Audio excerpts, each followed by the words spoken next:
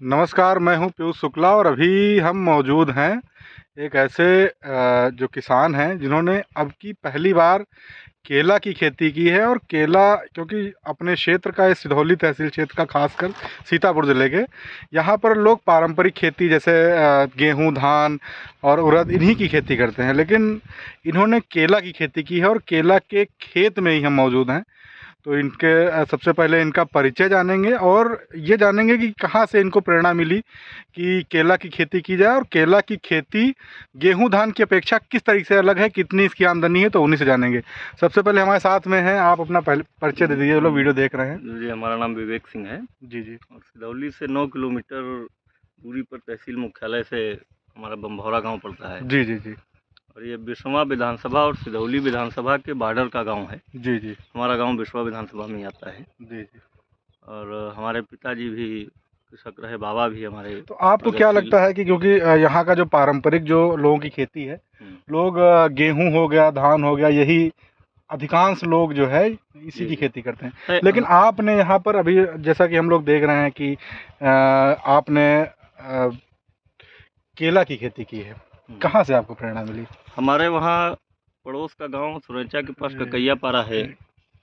जी जी जी। ककैया पारा है और सुजौलिया है। जी जी। तो यहाँ के किसानों को हमने देखा कि गेहूं और धान के बाद वो गन्ने पे आए और गन्ने से उन्होंने केले की शुरुआत की। जी जी जी। तो कहीं ना कहीं उनसे हम जो है बातचीत किए और लागत वगैरह भी पूछे। जी जी। कि क्या कैसे आएगी, हम भी जो है शुरुआत करें। तो ये 4 बीघे से ऊपर जो है शुरुआत की गई। अभी कितना लगा हुआ है? 4 बीघा है। 4 बीघे से ऊपर। अच्छा, इसमें अभी तक इसकी कटाई कब होगी? ये कटाई आप पौधे के ऊपर है। आप अगस्त लास्ट भी कट सकता है और सितंबर में भी, मतलब अक्टूबर तक अगर आप काट लेते हैं जी जी, तो आपको जो है रेट अच्छा मिल जाएगा। अच्छा, इस क्या लगता है इसकी जब रोपाई की थी तो कितने महीने का अभी जो केला है दिख रहा है पेड़ कितने बड़े, ये कितने महीने लगभग हो गए हैं, कितने महीने की ये फसल हो गई है? अब ये जून का लगा हुआ है जी, पिछले साल। तो जून से इधर आप जुड़ लीजिए तो जून, जुलाई, अगस्त, सितंबर, अक्टूबर, नवंबर, दिसंबर, जनवरी, फरवरी, जी, ये 9 महीने से ऊपर का हो गया। अच्छा, अभी कितना समय है इसको फल आने में? अब ये आप मान के चलिए कि ये सितंबर के बाद ही तैयार होगा फल। अच्छा, तो लगभग कितना महीने एक इसकी फसल? 14 से 15 महीने।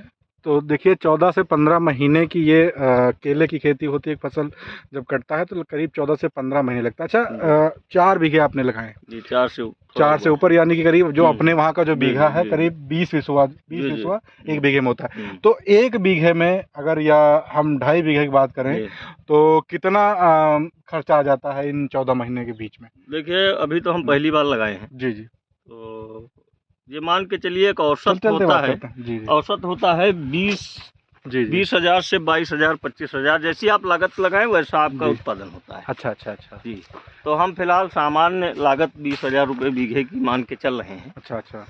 और अब देखिए प्रकृति और क्या निर्भर होता है आगे। अच्छा, कैसा रेट मिलता है। अच्छा, चलिए, वो तो खैर किसान जो है, किसानी पेशा नहीं, एक तपस्या है।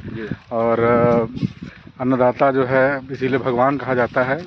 धूप घाम लाभ हानि सब किसानों को सहना पड़ता है, लेकिन क्या लगता है आपको यहाँ के किसान जो सामान्यतः, क्योंकि मेरी भी जन्मभूमि यही क्षेत्र है और मैं बचपन से देखता आ रहा हूँ कि यहाँ के लोग जो है खासकर गेहूं, धान, उड़द और इन्हीं की खेती करते हैं और जैसे तैसे, मतलब कोई व्यवसाय के जैसे खर्चा पानी चलता रहता है।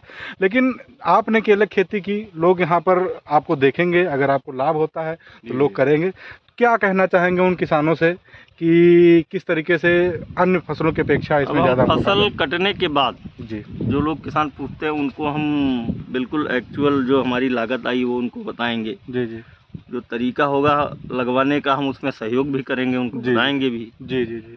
और हम भी तमाम लोगों से सहयोग ही लेकर के सब जानकारी लिए हैं, तब ये लगाए हैं। अच्छा अच्छा। तो हमारे क्षेत्र में अब लोग केला है, पपीता है, सब्जियां हैं, सबका उत्पादन भी करने लगे हैं। जी जी। पारंपरिक खेती से ऊपर आ गए हैं, लोगों की प्रगति हो रही है।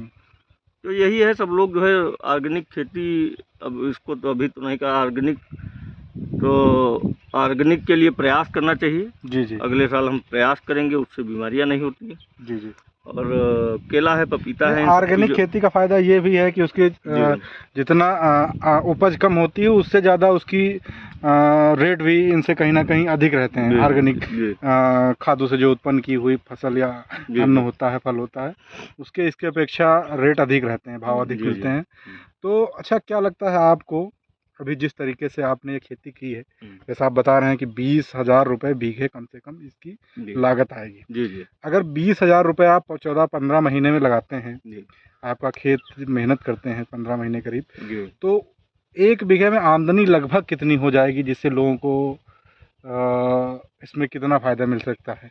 देखिए, कम से कम जी लागत आप लगाएंगे तो 20,000 रुपये बीघे आती है, और अगर आपका कम से कम उत्पादन भी होता है जी, तो आपका जो 20,000 खर्चा है वो निकाल के आपको 40 से 50,000 रुपये बीघे आपको मिल जाएगा। जी।